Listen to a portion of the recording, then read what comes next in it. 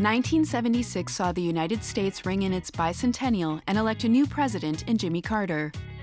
You can depend on the United States to remain steadfast in its commitment to human freedom and liberty.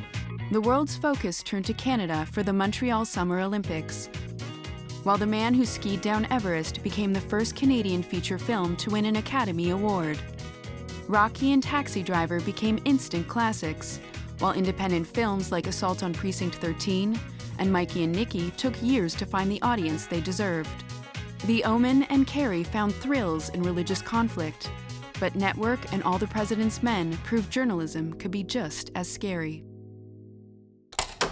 One of the best compliments you can get when you're making a satire is "this feels a little too real," and I feel like that is a perfect description of the movie Network.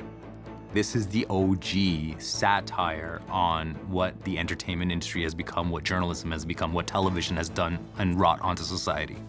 We can't say that we weren't warned, right? Back in 1976, Network told us exactly what was going to happen, that abandoning proper news in favor of infotainment will have dire consequences, especially for democracy, which depends on an informed electorate.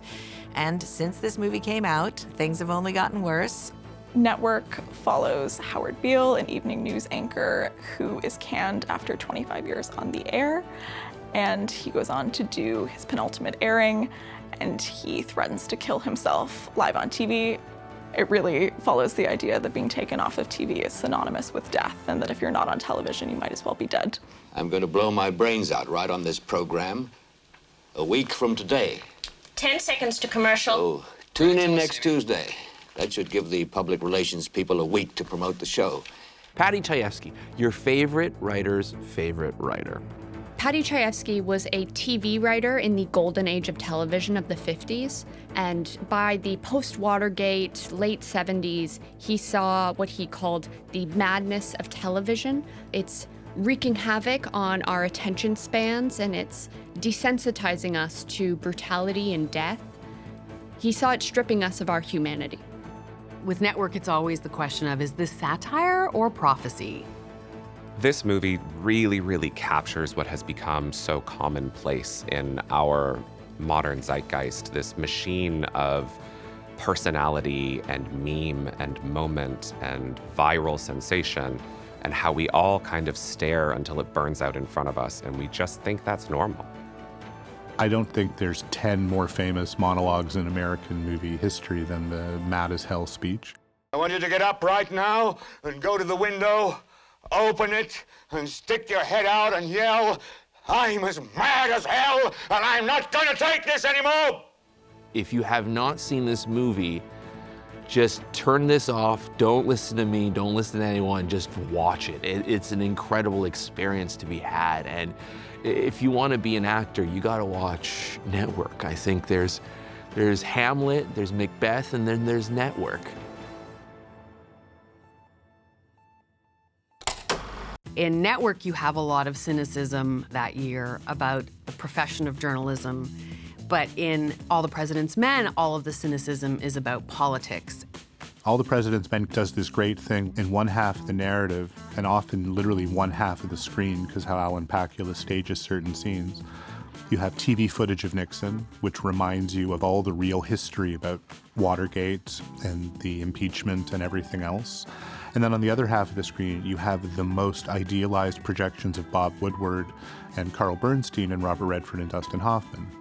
This is the first movie where journalists are superheroes. I don't know if anyone has captured journalism the way that movie captured journalism, if anyone has captured the busyness, the work, the actual nose to the ground reporting, the calling, the cold calling, the following up on every little detail. It is the most boring subject matter possible. It's people sitting around waiting for phone calls. It's people having editorial meetings, which visually not interesting, dramatically questionable, and it is a breakneck thriller. It's assembled with this straight line, like an arrow towards Nixon's resignation. What you find out about investigative reporters is they are obsessed with getting a story. That's what keeps them alive. And I think that's the fascination of the film. Their obsession becomes your obsession, and that's why when people say it's so hard to believe the film has the kind of suspense it seems to have, when we know what the answers are, or think we do, one of the reasons is their obsession just pulls you in. One of the great ways All the President's Men creates tension is just in the rhythm of the film. There's always telephones ringing, typewriters going. One scene cuts quickly into the next. You're always kind of jarred and on the edge of your seat. All the President's Men, I think, is the best example of why movies in the 70s look the best of any decade out there, in my humble opinion. You have a cinematographer like Gordon Willis, who also did, Annie Hall and Manhattan and the Godfather movies as well.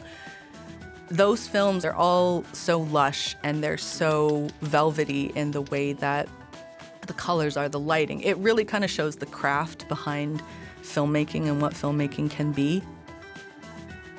If you want proof that 1976 was an incredible year for movies, All the President's Men was nominated for pretty much every Oscar and got beaten by almost every other movie because that's how good the competition was.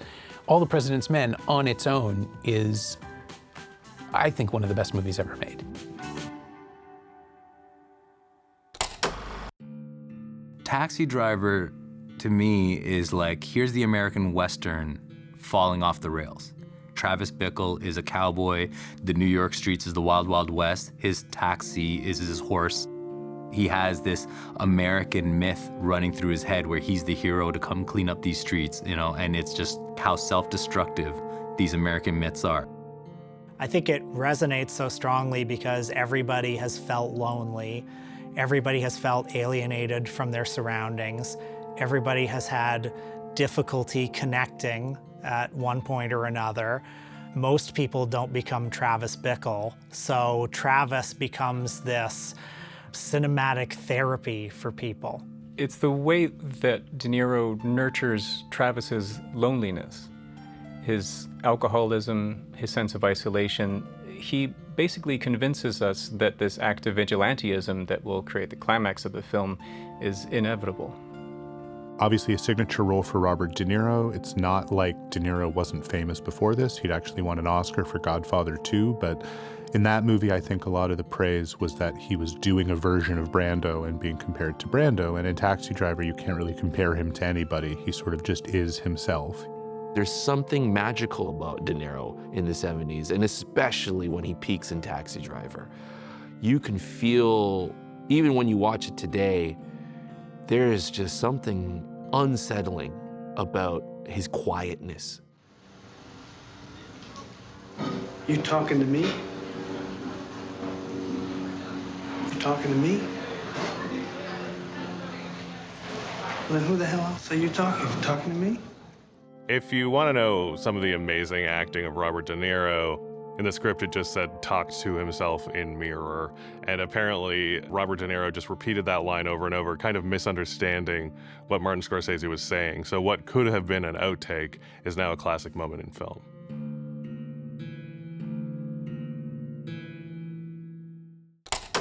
The Exorcist had come out in 1973 and was obviously a huge success. And The Omen kind of seeks to replicate its vibe with scenes of elegance punctuated by some very shocking horror. The Exorcist was a serious look at supernatural phenomena that didn't want to acknowledge the existence of monsters or demons or ghosts or anything until the very end when it just hits you like a hammer. The Omen, it's so silly, but it thinks it's a classic for the ages. It is framed and delivered as a very important movie, and it is the silliest thing, which is the best part, because it is ridiculous. The early "It's All For You, Damien" stuff, we know something's up, and watching Gregory Peck and Lee Remick give real performances as people who are caught in the middle of this absolutely ridiculous plot is really interesting. Like, it creates this compelling tension between foolishness and terror.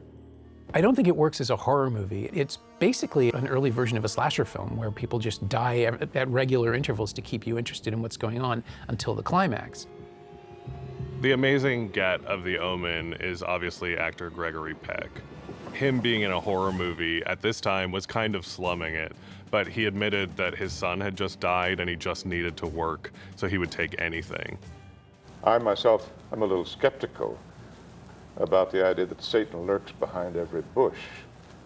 I think good and evil is within ourselves. But I respect the beliefs of people who take the Bible literally. Unlike a lot of films protested by the church, The Omen was actually kind of embraced because Satan is the bad guy. It was very well researched, and a lot of it was literally based on the Bible, so they saw it as kind of a church promotion more than anything else. The 70s is quite cynical, and I think you see that in this movie. The idea of corruption and the Antichrist coming from the world of politics. That, to me, is totally fitting with a decade known for Vietnam War protests and Watergate and all of these things that just feed into that cynicism.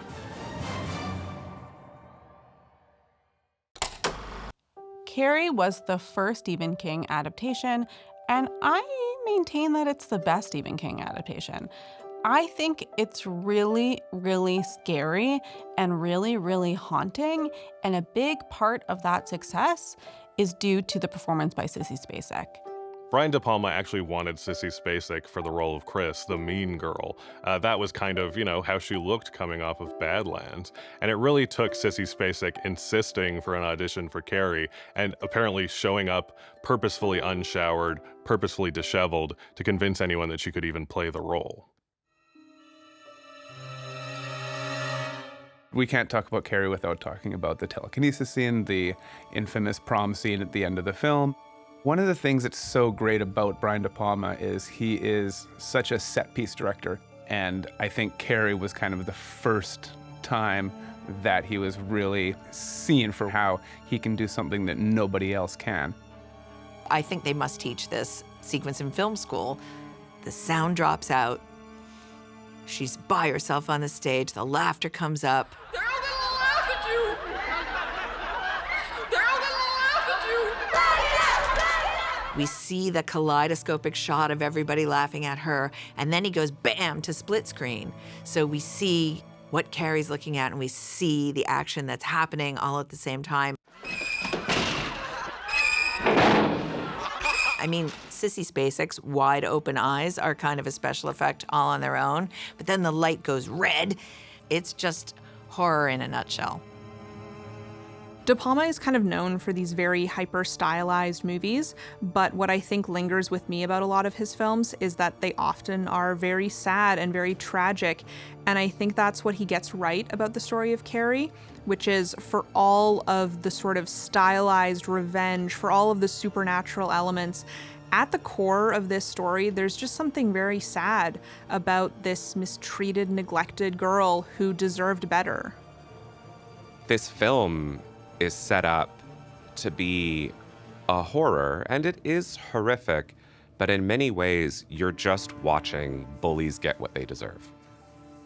The deaths of all these characters, the horrific massacre at the end, is kind of asked for.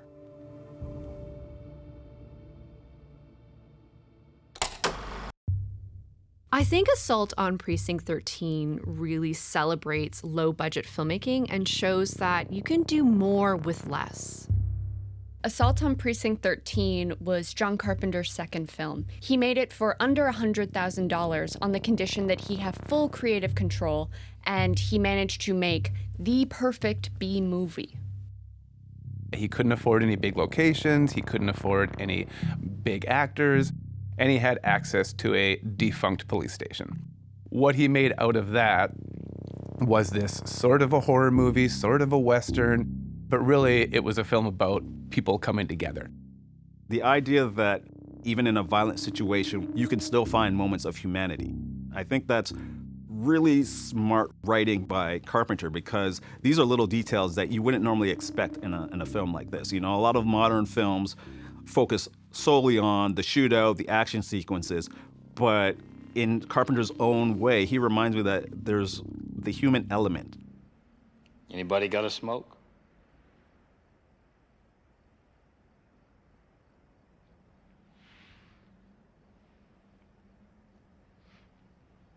Another underrated thing about Assault on Precinct 13 is just the shot design. When you have no money, you have to be really careful about the angles you're choosing and the efficiency with which you're telling the story, and I think John Carpenter really nails it.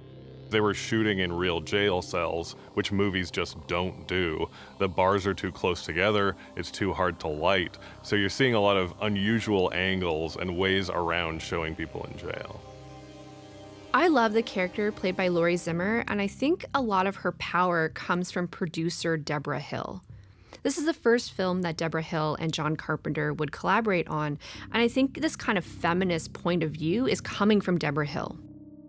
The seeds of almost every great Carpenter movie, which is a bunch of people in a jam trying to figure out what to do next. It's The Fog, it's The Thing, Prince of Darkness, basically the same movie except that there's the devil in the jail cell.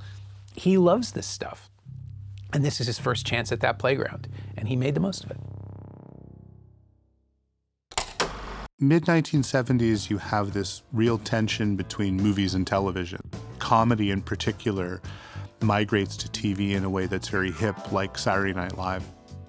When Car Wash comes out, it's seen to some extent as a cinematic analog to shows like Saturday Night Live because it really does feel more like a series of sketches than any kind of integrated movie. It has the barest pretense of a plot.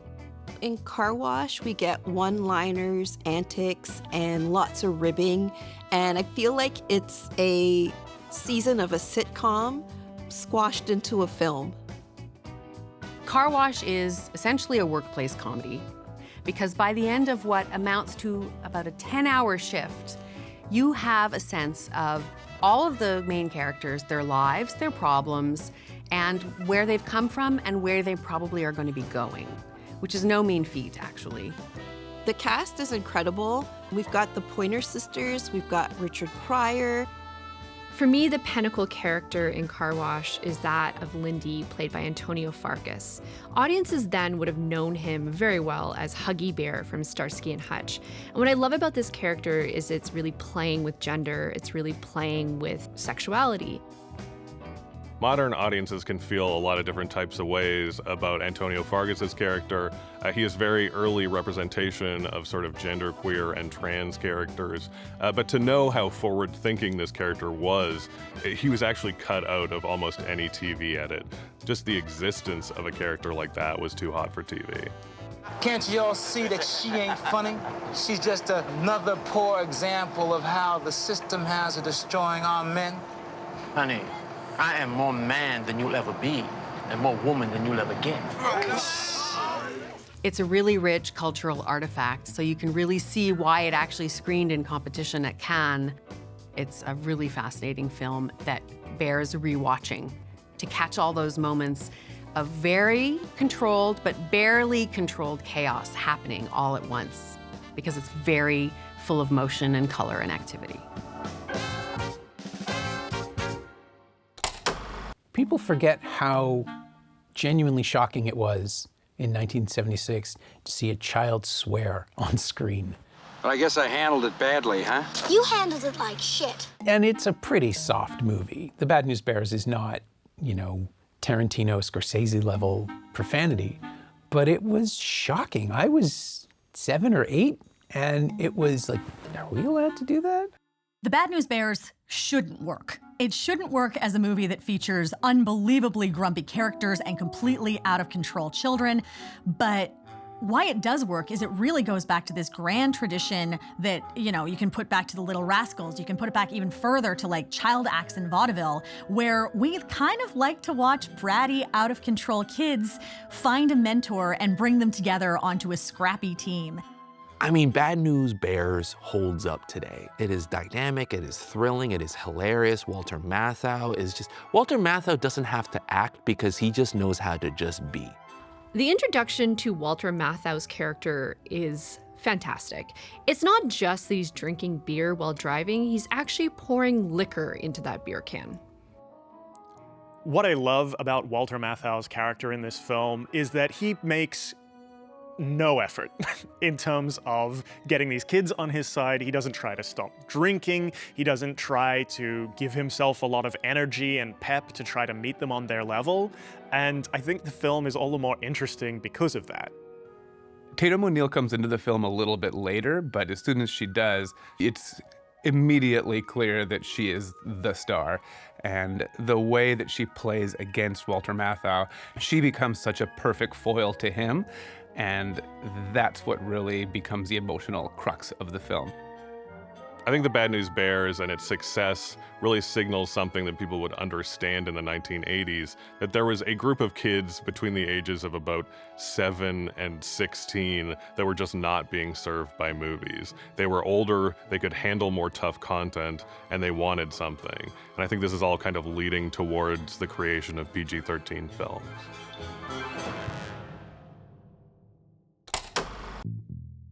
Mikey and Nicky is a fascinating movie in that I loved it and I'm not sure I could recommend it to anyone. It feels like, it's like, what if I want to have a panic attack today? Like, that is the experience. Like, it induces like terrible anxiety in your body as a viewer. Elaine May's film Mikey and Nicky is one of the great gangster films. And what I loved about this film is that she really deconstructs the mythos of what it means to be a gangster. We've had so many films that show a lot of machismo, a lot of men that seem to have it together in this world of crime, but she presents Mikey and Nicky as two men that are barely hanging on. I think if you can define one fascination that Elaine May has throughout her entire filmography, it's spineless men. And Mikey and Nicky are just that. They have no morals, they have no ethics, and that's why their lives are on the fringe. There's this feeling of betrayal throughout it. Two people not talking about it, but obviously one or the other has turned on each other. You as an audience member don't know who you should root for, and there's this kind of just sick feeling throughout the film. It's one of the greatest movies about the way that men are that I can think of. Will you wear my jacket? What do you think, I'm fingering you? No, but you don't believe there's anyone out there, and I do. So, I'm right, why won't you wear my jacket? Give it to me. Elaine May is a revered artist. She was trying something very experimental, very artistic. There's a lot of little flubs and foibles, tripping. You see what Elaine May was going for was this eye on sort of realism and humorous humanity. She would keep 3 cameras rolling at all times, sometimes for hours. She ended up with 1.4 million feet of film, which is something like 3 times what they shot for Gone with the Wind. The budget, which was supposed to be under $2 million, ballooned to over $4 million, a lot of money at the time. After litigation, Paramount seized the movie from Elaine May and revoked her final cut. So that is sort of why the movie, when it came out, was a mess and it was panned. And the version that we get to see is the restored Criterion version, which is just so much better and shows you what she was actually going for, which is something that feels very, very modern. I don't think 1976 was ready for Mikey and Nicky, and I don't think we'd be ready for it for decades. It's really only now that we're looking at this film and realizing that it is one of the masterpieces of 1970s filmmaking.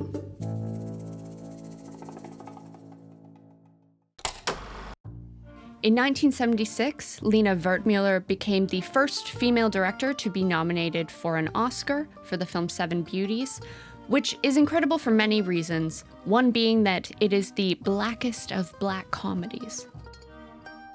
Lena Wertmuller's film Seven Beauties is another one of those films from 1976 where you have a female director really deconstructing masculinity.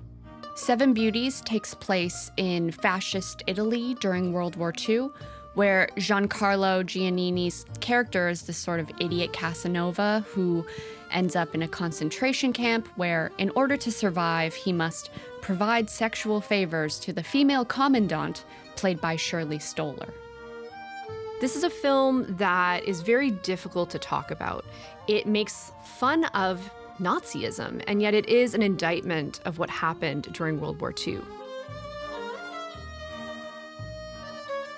Seven Beauties very much sits in a category of films where I am glad I have seen it, but I never want to watch this movie again. It is abhorrent, grotesque, challenging, and riveting and beautifully made. I think anyone who sits down to watch Lena Wertmuller's Seven Beauties is going to immediately be taken by how quick and unusual and exciting the filmmaking is. This feels, akin to Scorsese. Lina Wertmüller's background is utterly fascinating. She studied avant-garde puppet theater and then transitioned into being Federico Fellini's assistant director. She understood Italian film, and in the end, for the 1970s, she kind of became its biggest figure after Fellini declined. Lina Wertmüller is a pretty iconic figure in film if you're really into film. I mean, she was known for her white glasses and for her fearlessness in filmmaking. And this film was up for Oscars alongside Taxi Driver and so many movies that we talk about today. But perhaps the reason we don't talk about this movie today is it's really tough.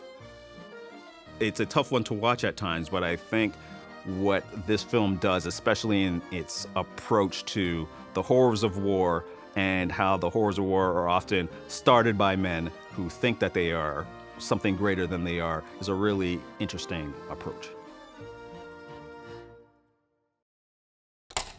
The sci-fi of 1976 was kind of silly. You had a remake of King Kong, you had Logan's Run with its funny robots, but then you had The Man Who Fell to Earth, and this was a science fiction film for the LSD generation.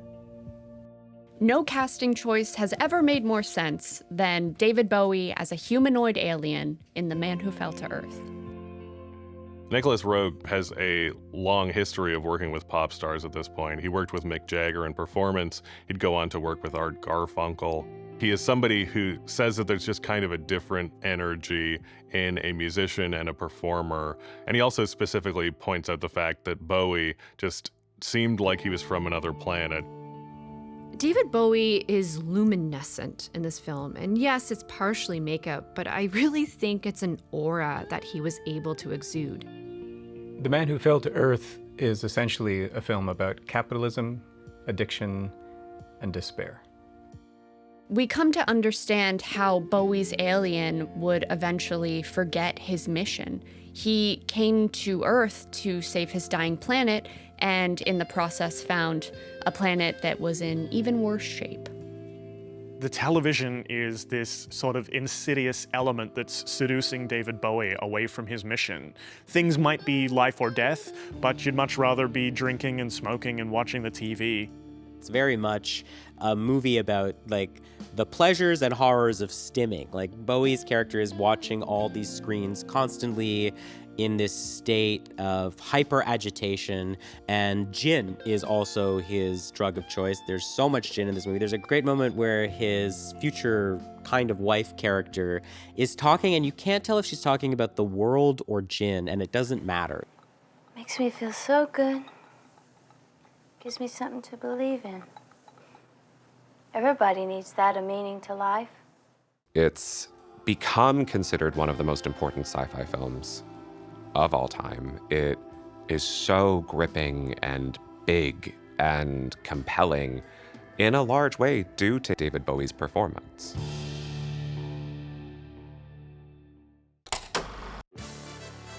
In the culture of the 1970s, where corruption and oppression just seemed inescapable, there was no better fantasy than the idea of a little guy, an average man, taking down somebody big. The Rocky series has this sort of like over-the-top image, and certainly the other films in the Rocky series go to that place. But the original Rocky film is so tight and so small that it is so charming.